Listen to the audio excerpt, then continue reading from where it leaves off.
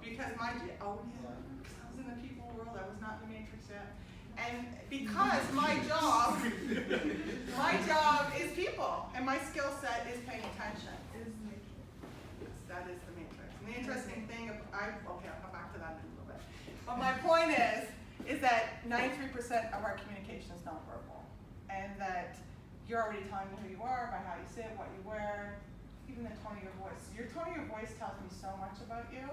In fact, we all have sort of a super sense, and mine is hearing. So I can hear a lot from you in terms of voice. For some of you, it's vision. For some, it's touch.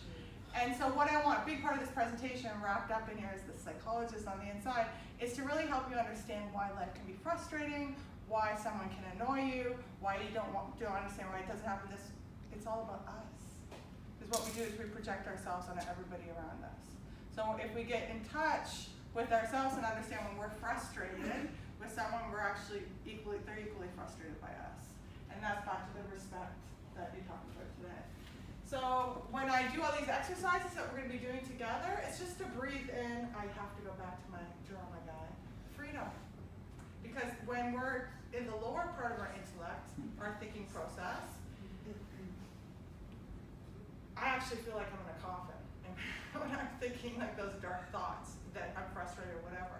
And that's why we move from the thought process, the goals, when these aren't met. That you're somebody who says, don't give up, which means you don't give up. You don't understand why certain people give up so easily. So instead of being judgmental about it, we want to be curious about that. And most likely somebody who gives up easily experienced a lot of pain and failure and all that when they were young. They could have had a parent that was could in fact have been abusive. And so they just have fear around that giving up. So we're going to talk about the goals, but we're also going to talk about our vision is really our spirit. That's something so much bigger than us. And how we can jump to all the different sides of ourselves, and how as a team, once again, that we're in it together. Because I know my little area, but together we know a lot more. And to trust them. And not just each other, but our staff members, and respect why sometimes you don't get what you want, or want what you get, and all this kind of stuff. So yes, see all sides in this group? Yes, whatever. I'm so for this, okay.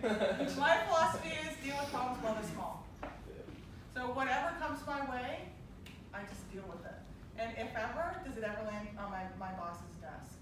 And if I think it's going to land on my boss's desk, I march myself down to my boss and let him know what's coming. So I'm anticipating problems, handling the source of it, instead of just waiting for the pile up. So this is their forte.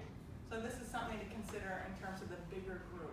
And maybe if you have a struggle with that, that's a group member over here can help you with that. And then this, the blue, the commitment, the visionary group. So that it's not just about this year, it's about all the years that have come. So often I hear about multiculturalism, which, look around the room, it's incredible. When we talk about multi, it's everything back to the matrix.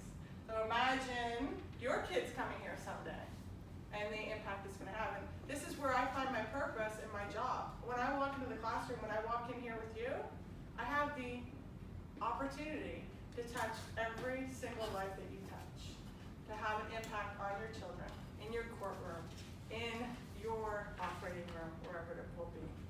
All these different places. Engineer. Simple mechanical what? Industrial systems. Okay. So what's your dream job? That's the title. That's the title. Okay. So whatever the system is, I'm touching a dial right now of that system.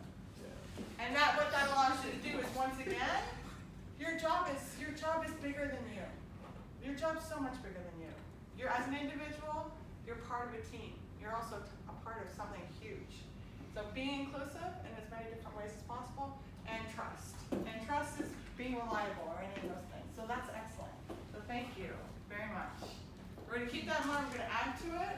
Those goals help direct you when you get lost. And so if we have a team that has the intellect, the thought pattern, knows what they're looking for, knows what they're directing, emotions on top of that can connect you, or can have the opposite, which it can cause conflict. And so understanding the different parts of the team will help you realize it's not personal, that it's really about them, not you. talk about even in this topic today, that when you look at the personality about someone, that you might be introverted, they might be extroverted, all those different things. And so we want the kind of connection that is attentive. So when you're in front of me, I guarantee that you feel like the only person in the world. Lyndon, it doesn't even matter if I have 1,500 students in my class. You're it. Oh, thanks. and back to the nonverbals, it really is, and that's another way that you avoid problems. Because conflict happens because for some people it's the only way they know how to connect. So that's why I want to meet with them before. Just like when you've been in a relationship and you haven't been paid attention to, for some might be a little dramatic to get that kind of attention. Because you guys are mind readers. It's not about erasing the differences between us, or even the differences between you and administration, or any of that. It's to respect it. Because when we work together, it doesn't matter where you're from. It's better.